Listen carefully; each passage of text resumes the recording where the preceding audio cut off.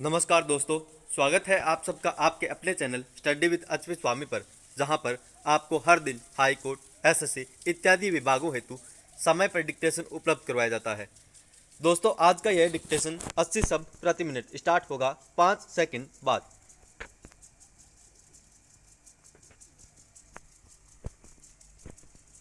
Start. अध्यक्ष महोदय, मैं आपकी आज्ञा से अपना बिल सदन के सामने विचार के लिए रखना चाहता हूँ। मैंने इस बिल में एक बात कही है कि जो विदेशी धन गलत तरीके से हमारे देश में आता है उसके ऊपर कोई कड़ी निगरानी होनी चाहिए। मैंने इस बिल में यह भी कहा है कि कोई भी पार्टी, कोई भी संस्था, कोई भी आदमी अगर विदेशों से धन लेता है तो उसकी सूचना तुरंत सरकार को दी जानी चाहिए। उस आदमी या उस संस्था के लिए यह भी अनिवार्य हो कि उस राशि का पूरी तरह से लेखा जोखा रखे और 1 वर्ष के बाद उस राशि के खर्च का पूरा लेखा जोखा सरकार के पास भेजे, ताकि सरकार को मालूम हो सके कि कितना धन विदेशों से आया तथा वह किस प्रकार खर्च हुआ। इस सदन में इस संबंध में अनेक बार बहस हो चुकी है।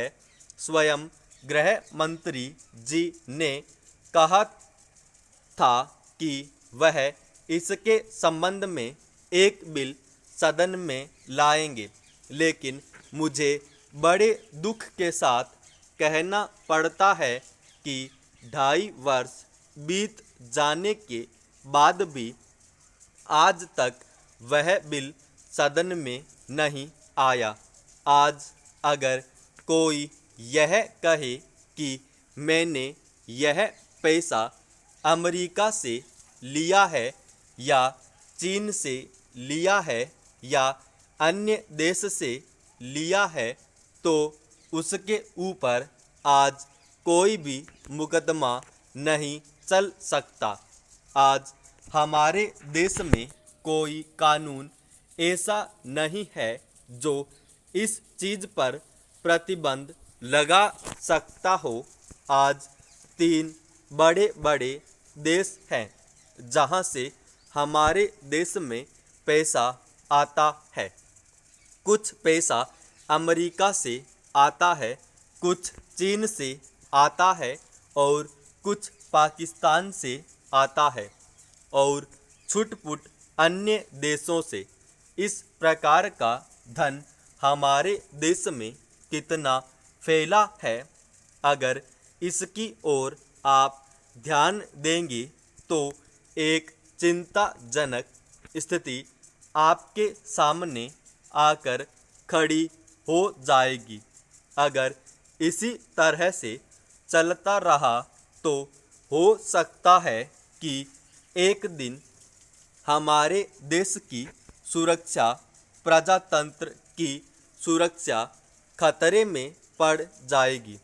विदेशी सेना हमारे देश पर आक्रमण न कर सके, इस बात की चिंता तो हमारी सरकार करती है, लेकिन विदेशी धन की कोई चिंता यह सरकार नहीं कर रही है। आज चाहे राजनीतिक क्षेत्र हो, सामाजिक क्षेत्र हो, शिक्षा का हो, चारों तरफ विदेशी धन के जरिए बाहर के लोग हमारा गला घोंटने सर तैयार बैठे हैं। आप बड़े बड़े शहरों में जाएं तो पता चलेगा अध्यक्ष महोदय पैसा देकर लोगों को जासूस बनाया जा रहा है। सीमा क्षेत्र में जाएं या पिछड़े क्षेत्रों में जाएं, चारों तरफ विदेशी पैसे के बल पर हमारे देश के साथ खिलवाड़ हो रहा है। इतना ही नहीं, विश्वविद्यालयों में जाएं तो वहाँ भी यही खेल खेला जा रहा है। गिरजाघरों में, मंदिरों में, मस्जिदों में विदेशी पैसे के बल पर अपना प्रभाव जमाने की कोशिश हो रही है। समस्या किसी एक पार्टी की नहीं है, यह राष्ट्र की समस्या है। आज सदन में वित्त मंत्रालय की मांगों पर बहस हो रही है। सरकार के हर विभाग का वित्त मंत्रालय से संबंध होता है। देश में जो प्रगति हुई है और हो रही है, उसकी काफ़ी चर्चा हुई है। जो प्रगति हुई है वह चारों ओर दिखाई पड़ रही है। कम से कम रेल विभाग में तो काफ़ी प्रगति दिखाई पड़ रही है। रेलों में अब भीड़ कम होती है। बिजली का भी काफ़ी विकास हुआ है। लेकिन देहातों की तरफ हमारा जो दृष्टिकोण है, उसको देखकर कुछ कष्ट होता है। अभी जो जनगणना हुई है, उसको देखने से मालूम होता है कि शहरों की जनसंख्या अधिक बढ़ी है। आज देहातों से लोग शहरों की तरफ आ रहे हैं। हमारे राष्ट्रपिता ने कहा था कि लोग देहातों में बसें, देहातों के जीवन को पवित्र करें।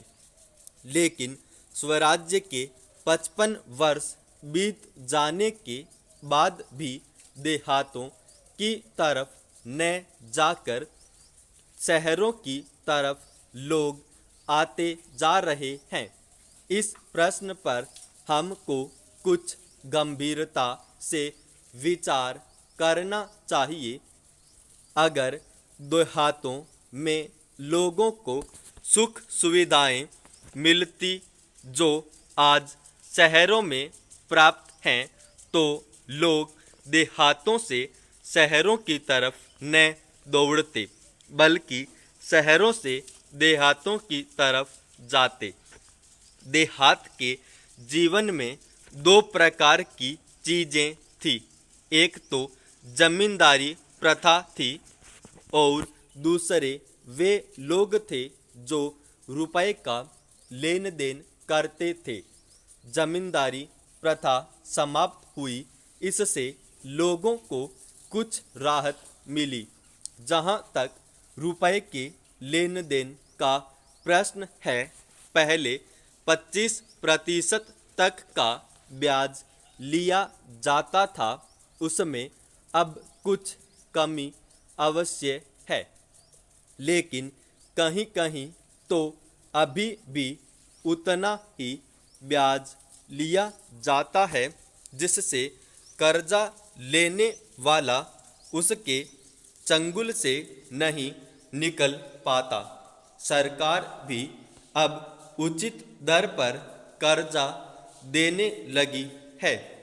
इस वजह से कहीं कहीं पर साहूकारों के ब्याज की दर में कमी आई है। समाप्त।